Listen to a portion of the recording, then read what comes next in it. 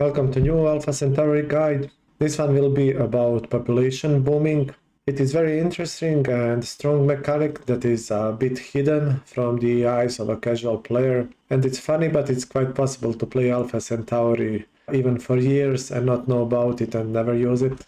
If you have never heard of population booming in civilization games, I think it's no wonder.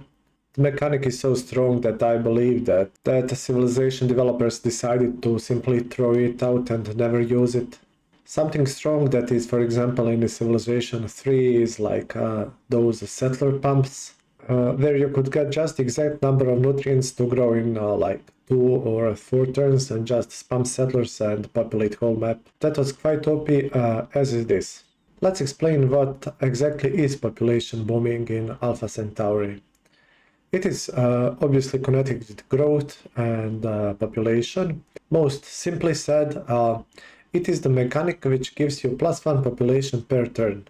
So across your empire, in all your bases, if the bases fulfill certain requirements, each one of these bases can get +1 population per turn.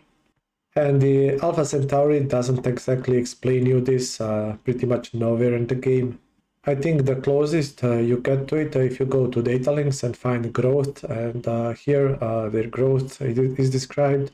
You will see that at +6 growth you can achieve population boom, but that's like as little information as you could get. Here we have a nutrient box just to show you the example. So this base, I think it was population 8 base here. Currently it is receiving only +1 nutrient and it takes over 30 turns to grow. Now if you could get one more nutrient, it's still 16 turns. And imagine that for the next level from 9 to 10 it still takes like 16 turns or more, and from 9 to 10 and 10 to 11 extras. So that's like 50 turns of growth, which could be turned into simple 3 turns of growth. Now if that's not broken, I don't know what is. Well, interesting part in Alpha Centauri is that you can do this, and if you play the mods, as you should nowadays in 2024, the AI knows how to do it and AI will pop boom. So if you want to play at the highest level, you pretty much should use pop booming at least once or twice per game. Just a quick glance to base screen before I go into more details. And this screen here shows you how one of the bases looks, and how do you know that it is in population boom and this is in Tinker mode. Here in the bottom corner you can see this population boom label. This is the addition of Tinker mode, where it will simply tell you the population boom is happening, which would mean then that on the next turn this base will grow immediately to pop 9.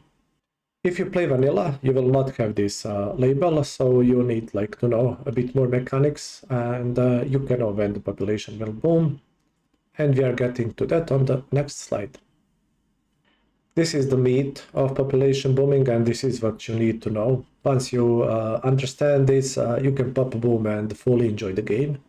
I will also show you in-game example after this slide, so that all is clear. Besides growth, there are a couple of more requirements that you need to fulfill. So the first and foremost, you have to get +6 growth on social engineering. I'll show you that in a minute. The second requirement is that the base has to have food, so you must have 2+ nutrients. Each citizen eats 2 points of food, and to grow you need 2 points of food, otherwise the base would grow and starve. Then the base should be content, so no riots. And last restriction is population limit, so the base has to be able to grow, and this may not be possible. For example, if you reach pop limit and don't have hub complex, then the population will not grow. I will show you now these requirements in the game so you can get the right feel. So this is a save game from my Spartan playthrough, and here I played a bit with population booming settings to explain you this. So in this base, Vigilant Keep, if I open it, you can see here that here we have this population boom label, which means that on the next turn this base will grow to population 10. First thing to note, we have 6 growth here. We have Children Scratch, which gives +2 growth. And then in social engineering settings we have democratic and planned, That's plus 4 extra, and that's plus 6. So that requirement is fulfilled. Then we have a content base. There will be no riots here. Although we have a drone, we have talents that cancel that out. There is no restrictions from growing from pop 9 to 10. You usually get stuck on population 7 because you don't have cap complex, so you cannot grow to 8. And as you can see, we have 3 nutrients. This means that we can actually grow one population, and then on next growth, we would need to again have at least plus 2 food. We now have plus 3. So if I click next turn, this base will not spend 13 turns to grow, but it will immediately pop 10, and I will show you that. Let's go turn complete. So at the end of turn, you can see that this base population 10. And I think new citizen is now working this 3 food tiles, so it has 4 extra food. So this way the base can get at least to 12 population. And the population boom label is still there, so it means it can grow more. What I have shown you here is the example on one base, but nothing stops you to grow 10 bases at the same time and get 10 pop per turn. So if properly timed, this strategy is super strong. I would like to mention here 2 exceptions. So cloning Vats is a secret project, as well as Planetary transit system. And 2 of these are like exceptions. They break these requirements. This is my late game save from Spartan Games. So we have cloning Vats in one of the bases. It's late game secret project that you can get. And it is super OP. It says all of your bases enter permanent state of population boom and will grow every turn provided nutrient output is sufficient and hub facilities are adequate. So all you need to do is have extra food and hub facilities. You can see here in my social engineering settings, I actually have a total of -2 growth, but the base will still pop boom. So you can even tank your growth, you just need to have extra food to grow. This thing is super broken. If you can get it, you probably won a game. And here I wanted just to mention this Planetary transit system. This is one of the early secret projects. And what it does is that lets you build a population 3 bases at get-go. So when you found new base, it will immediately be population 3. In a sense, like it's a small pop boom, so you get 2 pop immediately. So consider this untraditional pop boom.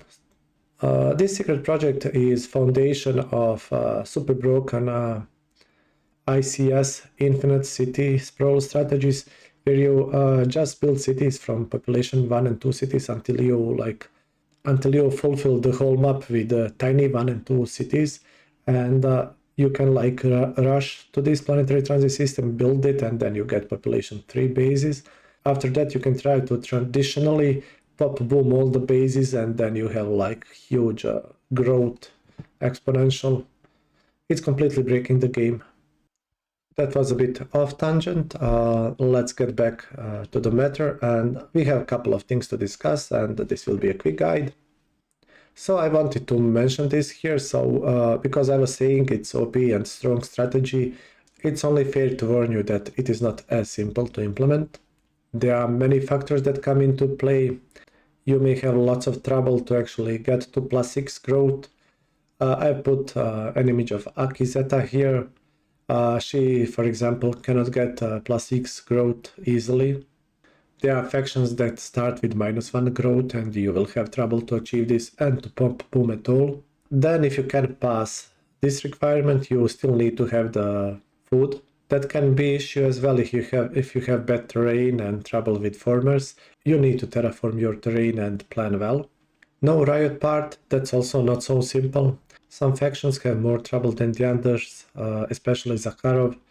And pop limit is also the problem for some. First you need to get the technology to build hub complexes, and even if you get that, you can be limited like Morgan. Instead of population 7, his limit is at only 4.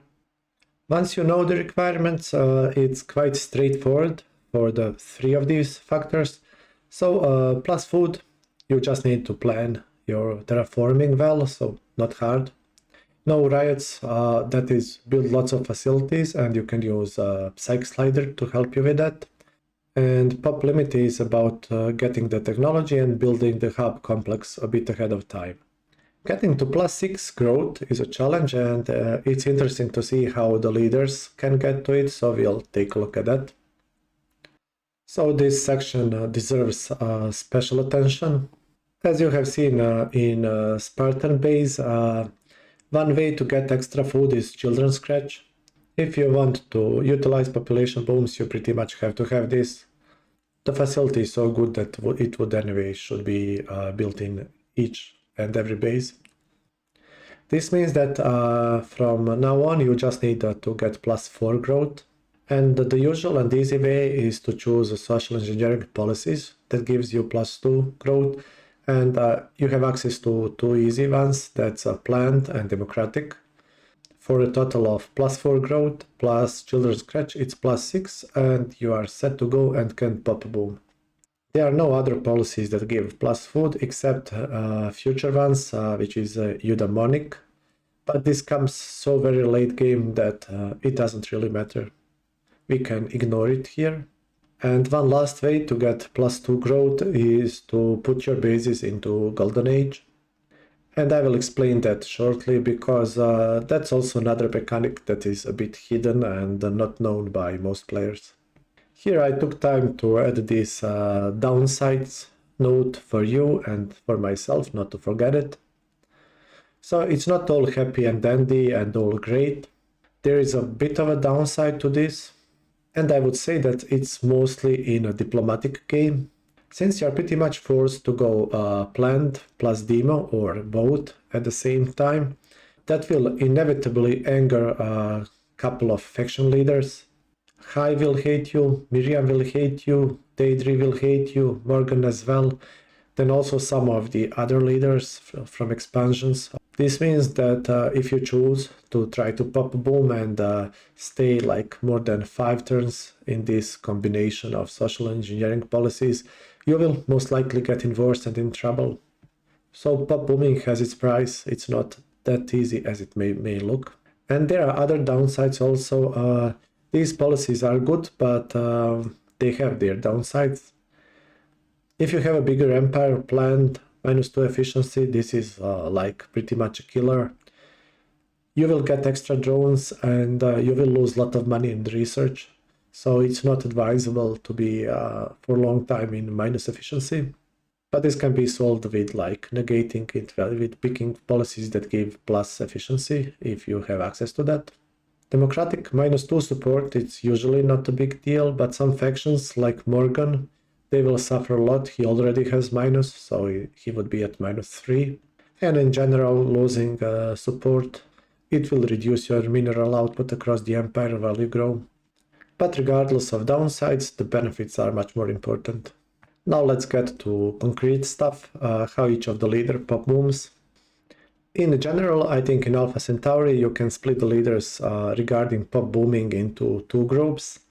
The first one would be these easy pop boomers. By easy, I think on using children's scratch plus democracy plus planned, and that's enough. You can pop boom and be happy till the end of your life, or until someone kills you. Okay, who can pop boom like this? All leaders that I placed here, and they can do it just by picking this combination, but they are not as equal among themselves. Some have it harder, some can easily pop boom. For example, Zacharov, he gets extra drones as he grows, so he can pop boom with this, but he will have trouble to continue pop booming, so it is hard for him to sustain to pop boom for a long time since he has to deal with drones. Deidre has it easier, but she has minus police, Rose as well. They do get also some kind of drone problems, but not as bad as Zacharov. Miriam is in the middle. She can pop boom pretty much no problems. While, for example, Santiago has plus police, so she can even handle drones better than the other leaders. She is tiny bit easier, and Lal is perhaps the easiest. He gets extra talents, so he has it super easy, and he is just like opposite of Zacharov. In a sense, he's OP here.